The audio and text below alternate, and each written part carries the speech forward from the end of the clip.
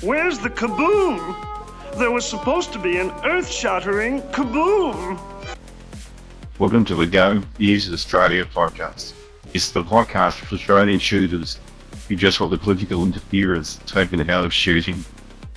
So welcome to another episode of Gun News Australia, brought to you by Politics Reloaded and Gun Traders Australia. I have Murray Bowe from the West Australian Pistol Association with me. How you doing, Murray? I'm good, Neil. Thank you for having me on. Not a problem. Now, you are very much involved in pistol shooting in WA, and you also represented the West Australian Shooting Association at the recent hearings held by the West Australian Parliament into the review of the Firearms Act. Okay, how did you find the experience? Interesting. I'd been an observer some years ago at a similar committee, and so I had some understanding of what would take place. But I found we got a fair hearing. The committee seemed interested, although with anything, it was a limited time. We just didn't have enough time to cover everything we wanted to. It was an hour to, and the other representatives there, I guess, who wanted to raise issues in a slightly different way. I found interesting, I did make this comment to somebody else, that I think the people on the committee who understood a bit about firearms asked almost different questions to those who didn't know anything about firearms. I mean, there seemed to be a bit of a focus on the number of firearms and that sort of thing, whereas the matters that you raised really would more to do with some of the just the limitations, I think, that the new Act, even the old Act, would have had on competitive shooting sports. So let's talk about your discipline of pistol shooting. You want to give a bit of a rundown of what disciplines you actually cover? Well, I shoot under Target Pistol Australia, which covers all the ISSF disciplines, which is the pathway to Commonwealth Games, Olympic Games, World Championships, etc. I also shoot Target Pistol Australia matches, as in service and action. So I've been shooting for many years, and I try to shoot as many of those disciplines for experience. But my main discipline, of course, is ISSF, because that's what I coach in. Which takes you to interstate competitions and also national competitions as well. So the mobility of shooters in those disciplines across the nation is really a key issue as they compete and qualify, and they want to go on to other things, but it's a key issue for them. Yep. That brings me, I guess, to the first point, which I'll cover slightly out of order here, but is to do with the issue of interstate licenses, because under the National Firearms Agreement, the states are supposed to provide for mutual recognition of licenses. So I'm in Victoria. If I want to go to Queensland, it's like driving a car. I can just go across the border, provided I've got a valid license. I'm covered. There are limitations to it, but travelling between the states is quite easy. But when you go to Western Australia, it's a very different situation. Can you just fill us in as to what the requirements are for people who want to enter WA? Entering WA with a firearm, you are required, if you're not a resident in WA and don't have a WA licence, you're required to get a temporary permit. So you make an application online, you pay $133, and you let the police know the genuine reason why you're coming, and it might be for competition. For a hunter, it might be to hunt, and then they'll issue you with a temporary permit up to 3 months. And it's up to 3 months, and that can be renewed for another 3 months, but that one firearm or the firearms on that permit can only be renewed once, and so you get 6 months use in WA. So that's the requirement for anyone visiting WA. Which cuts across the notion of mutual recognition. So Yeah. you get a licence in from New South Wales, you travel to WA, there's a signatory to this mutual recognition, and you get charged $133, under limited circumstances. Yeah. That has only actually changed. I mean, when competitive shooters or competition shooters were coming to WA, they could come on a group permit, and there was actually no charge under the old Act, the 1973 Act. If you came as a group to shoot in an event, there was actually no charge, but now everybody is included in the new Act. They have a charge of $133. But you're dead right. If I go to any other state, I just go and I arrive. I carry my firearms. I secure them as each state requires them to be secured. I shoot at the competitions. I jump back on the plane or in my car, come back to WA, and there has never been an issue. But I know that it is difficult, and there is a process for interstate shooters coming to WA. And, you know, with a bit of consultation, it most probably could have been changed, and without endangering the public, there could have been another system. But the legislation is what it is. There was discussion at the hearing about people who travel from Western Australia to other states and back. I didn't quite follow what the challenge there was. What was the issue with that? Was it the notification requirements or?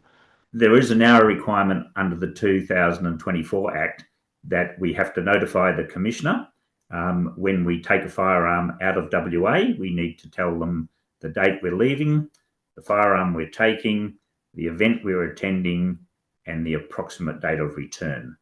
And so it's just an additional bit of paperwork. What they do with it, I don't know. We just had one of our shooters attend a camp or three of our junior shooters attend a camp in Canberra this week. And one of my colleagues at the club under our corporate license or business license took club firearms with them, and I needed to email the police and give them those reasons. The reason was a camp, the firearm serial numbers that we were taking, when we were going and when they were coming back. And this is the first time we've ever had to do that. And there are significant fines for not notifying the police. That's right, yes. It's thousands of dollars. Yep, I think it's $5,000. I also remember that when the West Australian Police gave their evidence, Acting Inspector Paul McCourt, I think his name is, he was asked about the issue of interstate permits. He explained that it's 14 days to get it, which, okay, you know, for large competitions, you're going to know a couple of weeks ahead of sort of what you're going to do, but it's not going to be true of every shooter. And another podcast I did, you know, I talked about what about the person who wants to travel around Australia. You know, they have to stop at Streaky Bay and lodge their paperwork and wait for the permit. And he said, in his words, it's not an issue. This whole permit thing's not an issue. And I was disappointed that he took that view. That is interesting. I mean, from a traveller who's coming into WA, they may not be aware of it, but generally when they cross the border, there's a police station in Eucla. They could notify them, and I'm sure they could get a permit. And previously, permits could be issued by police stations, but it's my understanding now that they're now issued online. So there may or may not be difficulty. But I think on the ground, in fairness of the police, they are trying to make this work as well, and they don't want to make it difficult. So if they know someone's coming into the state, they've been to a police station, they've told them, I think they will make it as easy as possible. But it's the mere fact that you have to do it, and you don't have to do it in reverse when you're a West Australian leaving the state. Show your support for shooting with our mouse pads, which feature pistol, rifle and shotgun shooting, and they come in two sizes. There's the regular size, which is 205 by 145mm, and the new large size, which is 230 by 190. And they can be yours for just $20 for the regular size, or $25 for the large, or $7 or $12 if you're a supporter of Politics Reloaded. And all prices include express post delivery. So to get yours, just drop us a line with the size you want and your delivery address to editor@politicsreloaded.com, or use the QR code on the screen. Now let's move on to the discussion that happened around juniors. And what I mean by that is juniors having licenses to use firearms. And just to make it clear again, we're not talking here about ownership of firearms. We're talking about the use of firearms.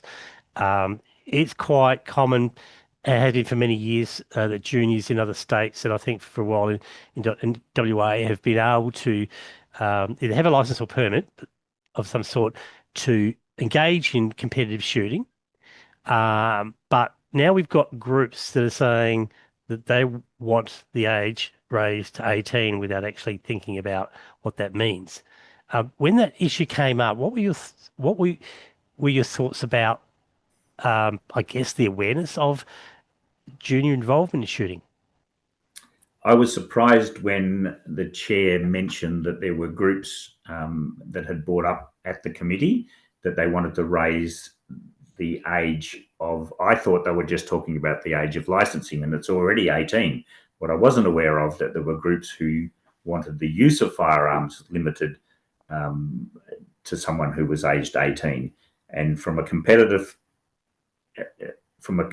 competition aspect, that's ridiculous. Starting someone shooting at 18 years of age, you can most probably kiss goodbye to Olympic gold medals or World Championship gold medals, because by the time they are 18, you need to start having experience when you were a junior. Now, one of the big things about WA is it's always been questioned that we've had the worst firearm laws in Australia, but in fact, with juniors or under the age of 18, we've in fact had the best, because there was no age limit or lower age limit on someone using a firearm under supervision under the age of 18.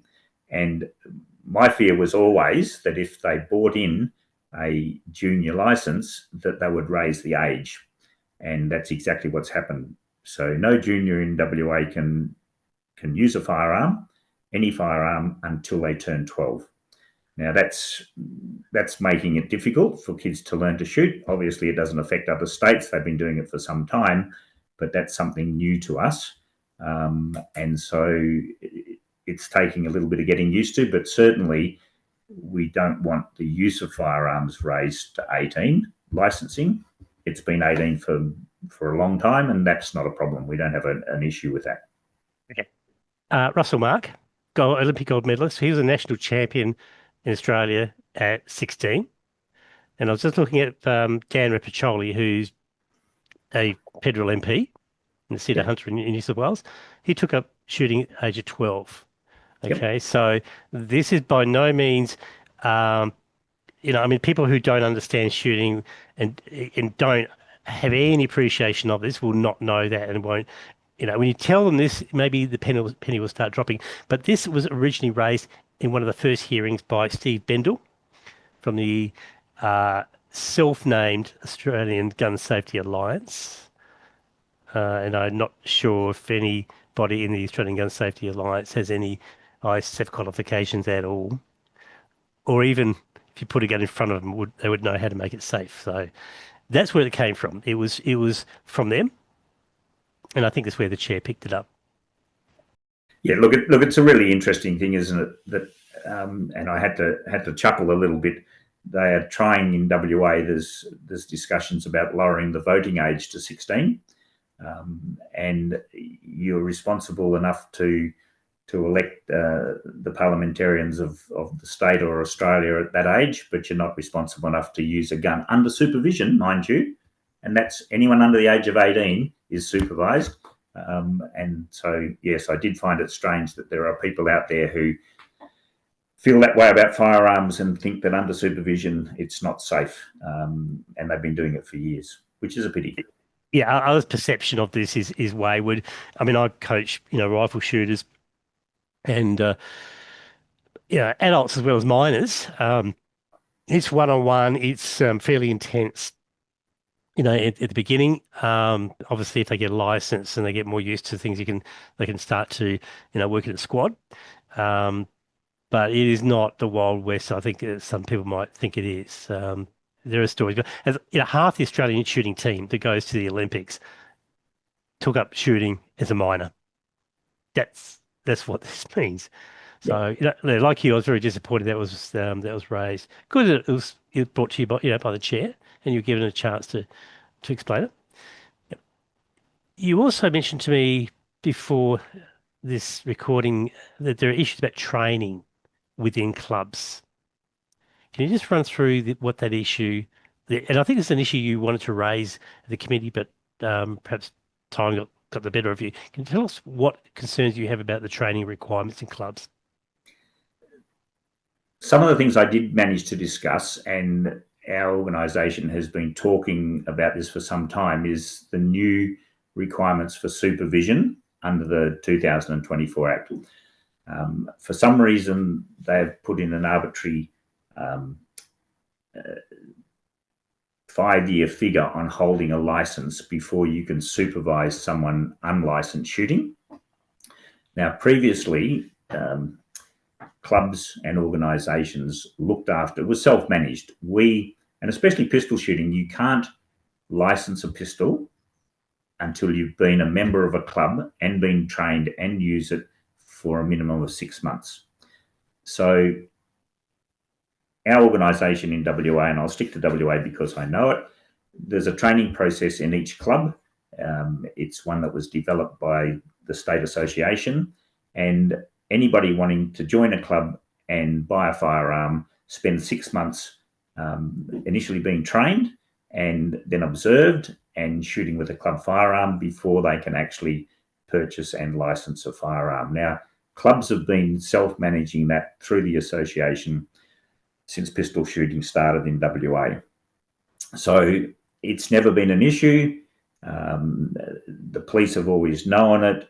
In fact, we used to tick a box to say when we gave a club support letter for the person to buy a firearm that they had completed their training. For some reason, that training requirement now has been taken away from clubs, and it's now been given to TAFE, and it's a generalised online course. But that hasn't stopped our association and our clubs continuing to train our shooters as we always have. The committee chair gave me an opportunity, and I did miss that when she said, wouldn't this be a burden on clubs? Because we've heard how much the administration is a burden. And I did miss the point, and I'd like to reiterate that the training of shooters isn't a burden. That's what we do. Yeah. We want to develop our shooters, and we'd much prefer to spend time training shooters than we would doing the paperwork for the administration under the new Act. And that's the burden that's been put on the clubs. So to come back to the difficulty we are facing, it's about the supervision. There's been this arbitrary 5 years placed on the supervision of an unlicensed shooter. You must have held a firearms license for 5 years. In our organisation, you can become a club instructor with a minimum experience of between 2 and 3 years, depending on competence and previous experience. So if you've been for instance, a firearms instructor in the military, you've never held a firearms license, you come back, you join a pistol club, you shoot for 12 months, you get your own pistols. Well, just on experience and competency, there's a perfect trainer and instructor. So this means now he can't or she can't coach an unlicensed shooter for 5 years. Ridiculous. It's interesting. There's a couple of things that which I took note of here, which I'll raise. First of all, these new rules are not being brought in, or haven't been brought in because of any incidents. Okay, there's no basis for it. It is someone's thought bubble in an office somewhere. I mean, the last fatality I'm aware, I look at maybe other data around, but the only last fatality I've heard of at a rifle range in Victoria was 1903, when somebody walked into a fallout zone. Like, there's been, heart attacks and other things, that led to fatalities, but shooting accidents at the ranges that we're talking about simply do not happen. So there's simply no safety issue that's being addressed here. The other thing about it is there is nothing wrong in relying on expertise that's been developed over the years within any particular sector. Now, I'm hearing what you're telling me is being pretty much best practice that's been developed through ISSF system. Yes. ISSF actually delegates safety to technical delegates who have responsibility for dealing with a whole raft of issues, range safety, and these sort of things. So the expertise is available within the industry if the police cared to look. It's there if the committee cared to look. I guess it's dependent on who's got the ear of particular people in government. Well, but I'm telling you, you being the government and WAPOL, that people like Murray and other ISSF people have access to international expertise that works all the way up to the Olympics. We're talking about the ISSF, which has a membership of, I think, 149 countries or something like that.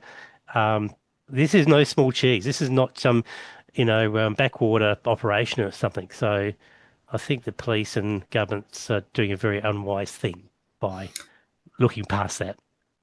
Well, yes, and interestingly, there is an old group being reformed called the consultation. There's a WA Police consultation group, a firearms consultation group, and they're putting out a newsletter now giving us information.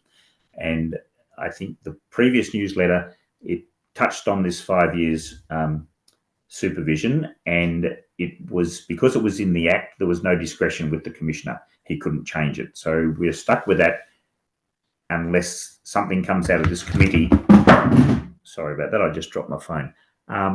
If it comes out of the committee that's something that can be changed, then the Act will have to be changed, but the Commissioner has no discretion.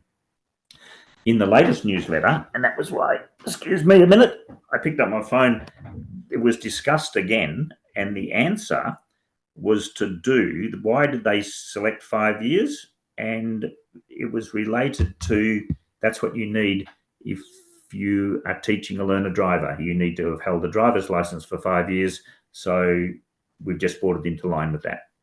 So that was the thinking. Well, they came up with 5 years. In that case, they can recognise interstate driver's licenses, can't they? So why can't they? So if they want to apply that across the board, they can't just pick and choose what they want out of this. I still maintain there's much greater expertise out there than what they're capable of pulling together internally. When you look at medical associations, for example, they've got codes of practice and they've got things that have some force of law in some way. And the police governments wouldn't, don't dare question the doctors or the chemists or the dentists or whoever. They don't want to be caught out being sort of ignorant. But here they are coming up with stuff that follows that same path. Yeah, look, and look, just very quickly, they brought up supervisor qualifications. Concerns were raised about the requirements for supervisors to have held a firearms license for more than 5 years, particularly for parents wishing to supervise their children. This will likely be discussed as part of the legislative committee, but from a police perspective, this is consistent with rules associated with learner drivers. Okay, so it's got nothing to do with competency here at all. No, it's because they've, as I said, they've cherry picked here, and that's poor policy. That's a really bad design. But without labelling the point, the effect it's had on junior shooting or unlicensed shooters, and especially junior shooters, is that some clubs require their parents to be shooters to get a pistol license or a firearms license so that their juniors can shoot. There are some clubs who don't have that requirement, that they will take on a junior shooter using club firearms, etc. But often, and I have found that experience with our own club,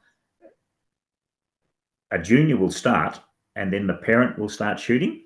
Now, the issue with that, of course, is that the parent takes up shooting. They want to buy a firearm. They buy a firearm so their junior can use it, but now they can't supervise them. So their junior can't use the firearm, even in a club environment, because the parent hasn't had a firearms license for 5 years. Now, under the 73 Act, I could supervise them because on an approved range, anybody could use a licensed firearm. So you could borrow firearms, and that's another issue. But so a parent could have a firearm, they could borrow my firearm, I could supervise them. They can't do that now. So we've got situations in our club where parents who can't supervise them are now transferring the pistols onto our business club license so that we can supervise the children legally. It's just a ridiculous situation. And even more ridiculous is if the parent becomes an authorised person under that business license, they can then supervise their children. And you don't need 5 years experience to become an authorised person. So it's an unintended consequence, I'm sure, but it was badly written legislation and it needs to be changed. Otherwise, it's going to affect junior shooters. So the pathway forward for the government's right in front of them, Yep. right here. Speak with Wazza Whopper, the whole lot. And sorry, just to clarify too, if people weren't aware, West Australian Shooting Association is an association of other associations, small bore, clay target, I think, pistol, and others. So it's not just a body of people; it's actually a group of organisations, many of whom participate in the other ISSF events outside pistol.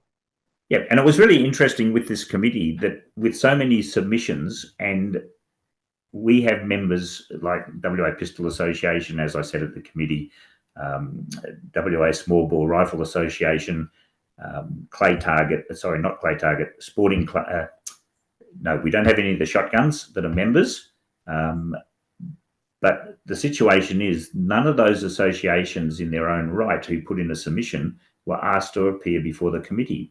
And so competition shooters had no representation, and it was only because the WA Shooting Association was asked that we were able to put forward the issues that competition shooters were facing.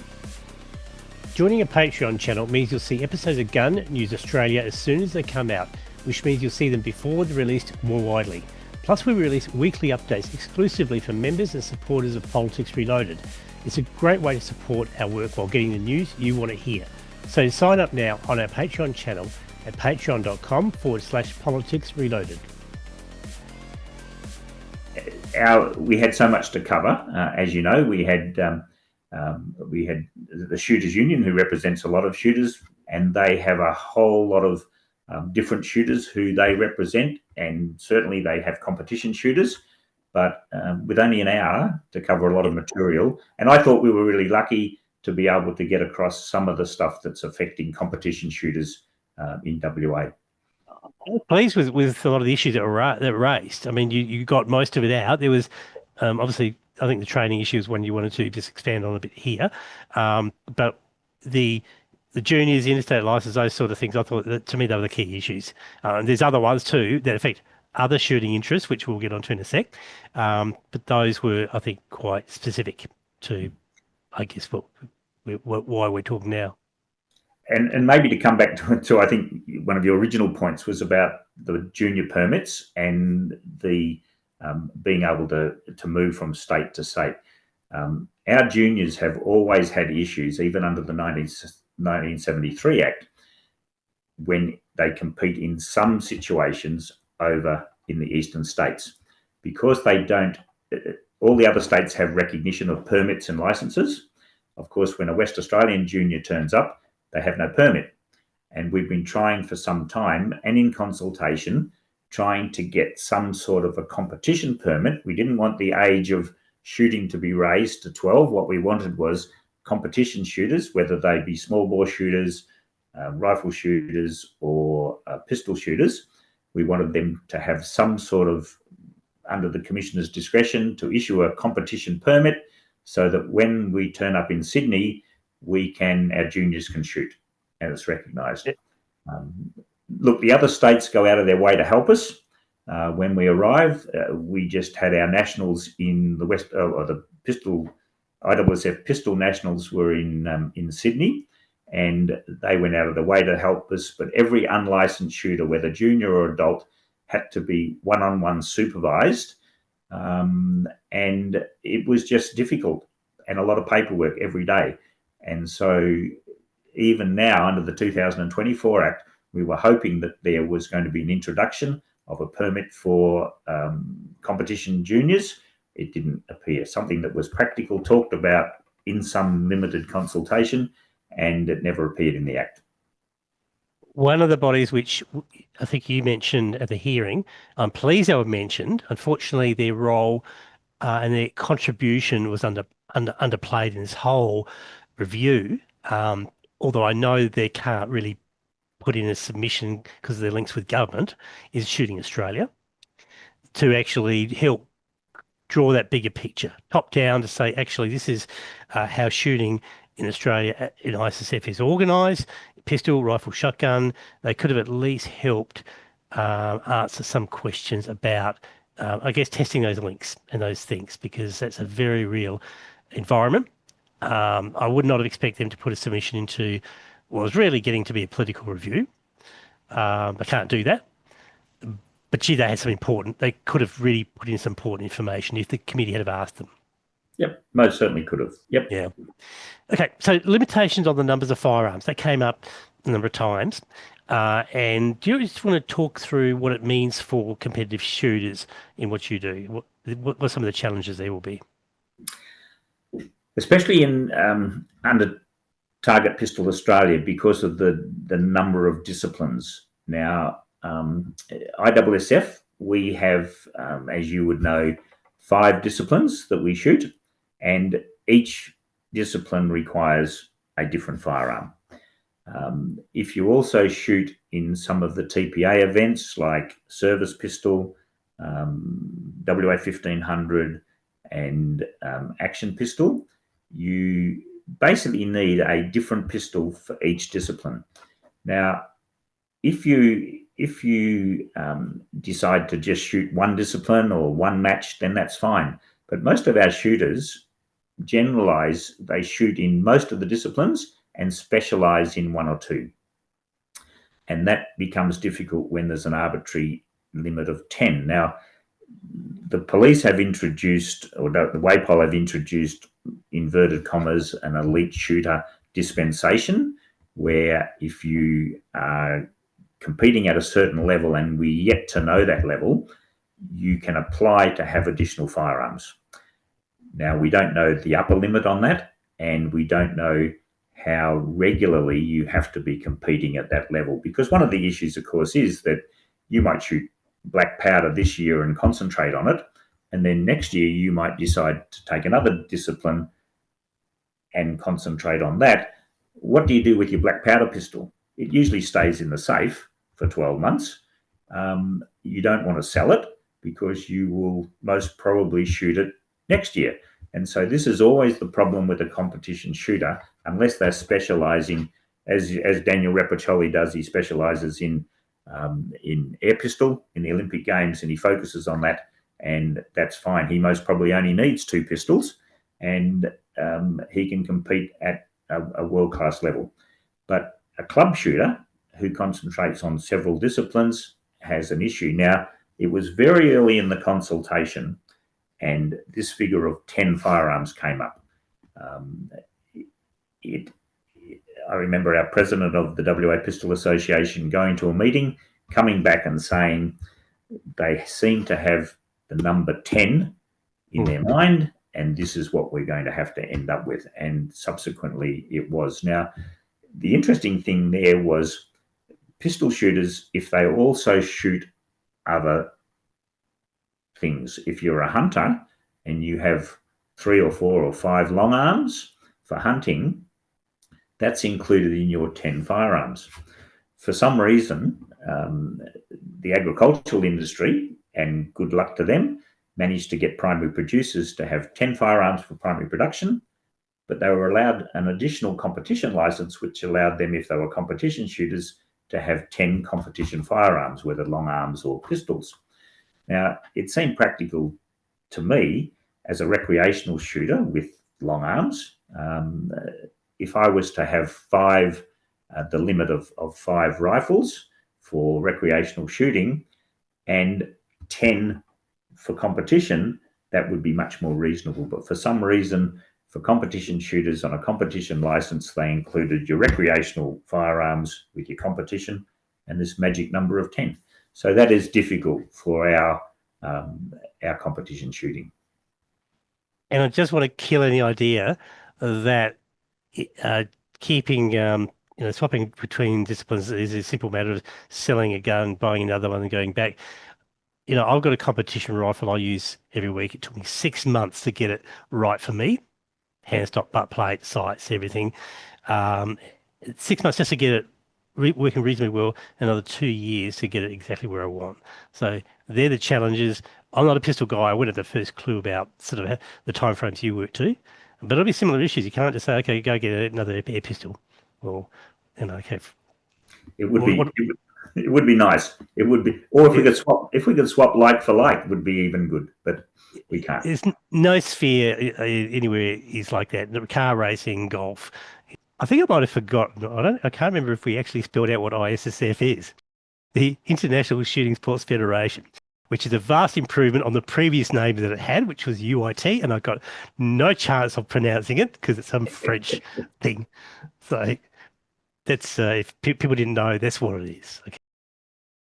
The other issue with our limit, and we could talk about this for a long time, is that the justification for putting limits on firearms is that the community supposedly feel safer and are safer because competition shooters have less firearms.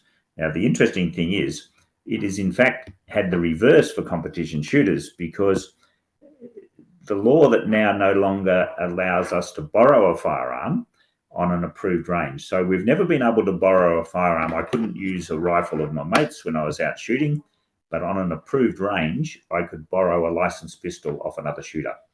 Now, we had a situation just before this act came in, on March the 31st, we had the TPA Nationals here. We had a local shooter who borrowed a firearm off he borrowed two firearms off Eastern States competitors, and he broke two national records. And that he did that on the Friday or Saturday. The new act came in on Monday, and that then became illegal. He couldn't borrow a firearm, and here he is, he's just broken two national records. Now, if he wants to continue shooting those disciplines, he has to go out and buy two new pistols. This whole issue about consulting community, that was really a misleading feature, I think, of the contribution by West Australian Police when they spoke to the committee. Cole Blanche kept going on about how it's important to consult the entire community about gun laws, which only affects 3% of the population. That number came out from the Australian Gun Safety Alliance. Okay, that's supposed to be population that shooters. No, that's not true. And as I said, it comes straight from the anti-gun groups anyway. But the important thing is that the broader community really doesn't know much about firearms, except what it sees on TV. What it knows about firearms is straight out of John Wick movies and the like. They don't know about Target, about the West Australian Pistol Association and what you do. But most importantly, he said that after a 15-year-old boy, and you might remember back in 2023, a 15-year-old boy took a gun to a school in the Perth area, Atlantis Beach, I think it was, and he either fired a shot or threatened to fire a shot, something like that. What Cole said was that event, they surveyed the community, and that 97% were concerned about juniors being involved, having access to firearms as a result of that. Again, this is a very polarizing view that you get when people start saying we have to, consult the community, because it really depends on who they're consulting and what they know about, what questions they're being asked, because it's very easy to stitch shooters up. People in the community, I don't know anybody in my circle of friends, and I've got, they come from all walks of life, that are concerned that I own firearms. They know I'm a shooter. I don't hide it, and no one's concerned. In fact, they all say, can we come shooting with you? I said, you used to be able to, you can't do it now. Okay. Last topic, and we sort of touched on this anyway, is consultation in the lead up to where we're at now. You want us to run through about what consultation you were invited to be involved with before the new act was and the regulations were written? There was some workshops, I'll call them workshops. We were invited. They were limited. The invitations were limited and controlled. I remember going to one when I think Acting Inspector Ken Walker, who was heavily involved in writing the legislation or consulting in the writing of it. And it was a session, most probably an hour and a half, maybe 2 hours, and we were told rather than asked most things. And that was the limit of my involvement with consultation. there then became a small group of people who the Minister for Police organised, and I know that the WA Pistol Association, their president was involved in that consultation. But I think once again, and you would have to ask them, but the feedback I got was that it was more about being told what was happening rather than what we need to do. Hence the 10 firearms, go away and find out how many firearms you need in your competition shooting and come back with the figure 10 was basically what I understood it to be. Which is not consultation. And I think that came out, and you would have watched the session before the one I attended with the farmers and the vets. And it was very clear that the agricultural industry or the primary industry organisations had more consultation than most, but they said once the regulations were written, they had no input into the regulations. And the problem with our regulations are they're very substantive. There's a lot of stuff in there, and a lot of the issues that we're currently facing, if we'd have seen a draft, we could have put our hands up and said, guys, this is not going to work, or we don't think it's going to work. You need to at least listen to our input, but it never happened. And we could have solved some of the problems. It's pretty obvious why they didn't show it to anyone, because they did not want to be challenged. They didn't want to have to go back and redo anything that was wrong. That's not their style. Without labelling this point, but the supervision, and you've heard of the PCYC over here. It used to be the Police and Youth and Citizens Club, no longer run by the police, but they've folded their shooting program based under the Unworkable supervision. And we're finding that within our own club, there's now a requirement under the Act and the regulations that a parent of someone 16 and younger, so between the age of 12 and 16, must be in attendance on the range while their child shoots. Now, that is a new introduction. They didn't need to do that previously. And of course, it's unworkable. And that's what the PCYC found, was that supervision of having the parents there and that requirement of being authorised. There was originally talk of one-on-one supervision. The police have stepped back from that now and have said it's not one-on-one supervision, which is great. But that PCYC program, shooting program, folded, and it's been going for years. Which was for air rifles. Air rifles, that's right. Okay. Yep. This whole one-on-one thing is interesting too, because police seem to think that more and more shooters need to be supervised one-on-one. But as you know, when you're holding especially when you get to competition sphere, you've got to have a range officer who's got visibility of everything. Yep. Right? One set of instructions, right? And somebody is in charge of the lot, because you want somebody over, you could be aware of somebody over there, crossfired or loaded a shot a round too early or whatever it is. They got to be able to command everyone. So if you have a whole series of one-on-one supervisions, that's not going to work. It's going to be chaos. Yeah, and they have stepped back. They have stepped back from the one-on-one supervision, which is good. And it was never going to work, and it was going to be difficult. But there were the other issues of the 5-year experience, so that it's hard to find people to do the supervision if they haven't held a firearms license for 5 years. So those were issues, and the PCYC program closed down. Murray Bell from the West Australian Pistol Association and West Australian Shooting Association, thank you for your time. It's been a long discussion, but I think we've covered quite a few key issues that came out of the hearing. So thank you very much for that. No problem. Thank you for having me on. Not a problem. Thanks, and we will see you later. Bye. Thank you. Well, I hope you enjoyed this episode of Gun News Australia, and don't forget to subscribe to our YouTube channel. And if you're a supporter through Patreon, you'll get access to early release of the episodes as soon as they're uploaded, as well as the special weekly updates. So to support our work, simply go to patreon.com/politics reloaded, or use the QR code on the screen, or see the description in this episode for details.